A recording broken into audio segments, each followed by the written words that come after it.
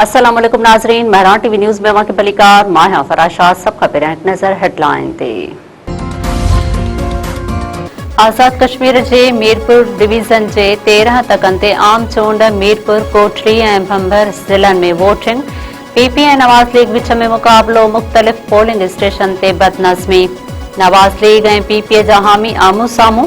निकियाल में फायरिंग जे वाक़े में पीपीए जो कारकुन मुख्तियार यूनिस मारिजी वियो। नवाज़ लीग उम्मीदवार मथां इल्ज़ाम।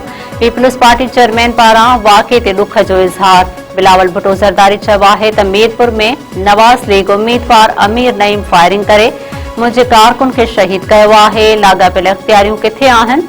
इलेक्शन कमीशन छा पई करे? ॿ ॾींहं अॻु बि अमीर नईम जे साथियुनि समेत फायरिंग जी वीडियो मंज़र आम ते आई हुई। नवाज़ लीग वारा पंहिंजी शिकस्त ॾिसी वाइड़प जो शिकार थी विया आहिनि।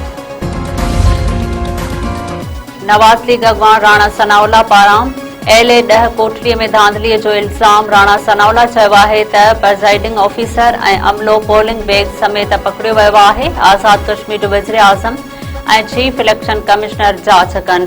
लीगी अॻवान जो चवणु आहे त जांच थियण ताईं LA-10 कोटलीअ ते चूंडूं रोकियूं वञनि। हक़ीक़तूं साम्हूं अचण ताईं नतीजा क़बूल न कया वेंदा। पीपल्स पार्टी राणा सनाउल्ला जे इल्ज़ामनि खे रद्द करे छॾियो। नदीम अफ़ज़ल चयो आहे त जंहिं पोलिंग स्टेशन ते एतिराज़ आहिनि उन जो अमलो PTI कारकुन जे घर में रहियल हुयो। आज़ाद कश्मीर जूं चूंडूं मुनसिफ़ाणे ऐं शफ़ाफ़ अंदाज़ में करायूं वञनि।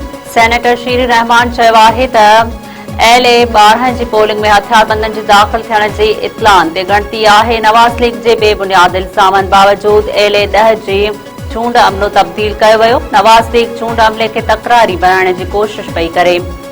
सईद गनी चयो आहे त कश्मीरनि खे हक़े हाकमियत, हक़े मिल्कियत ऐं हक़े रोज़गार जी ज़रूरत आहे। पाकिस्तान पारां भारतीय वज़ीर दिफ़ा जे वालायल कश्मीर बाबति छह ॾियारींदड़ बयाननि जी मज़म्मत। परॾेही खाते जे तर्जुमान ताहिर अंद्राबी चयो आहे त भारत जा बयान अमन खे ख़तरे में विझण जी पॉलिसी जी अक्कासी कनि था। पाकिस्तान जे अज़म खे कमज़ोर नथो करे सघिजे। पाकिस्तान कंहिं बि मुहिम खे नाकाम बणाइण लाइ पुरअज़म आहे। ईरानी सुप्रीम लीडर मुश्तबा खामनई चयो आहे त अमरीकी ऐं सेहोनी जबर ख़िलाफ़ मज़ामत खां सवाइ को बि रस्तो नाहे। लबनान मथां सेहोनी अगराई जो ख़ात्मो बुनियादी शर्त आहे। पंहिंजे पैगाम में ईरानी सुप्रीम लीडर चयो आहे त हज़बुल्लाह जे जिदोजहद दुनिया लाइ पैगाम आहे। हज़बुल्लाह जो दिफ़ा ईरान जी स्ट्रेटेजिक ज़िम्मेवारी आहे।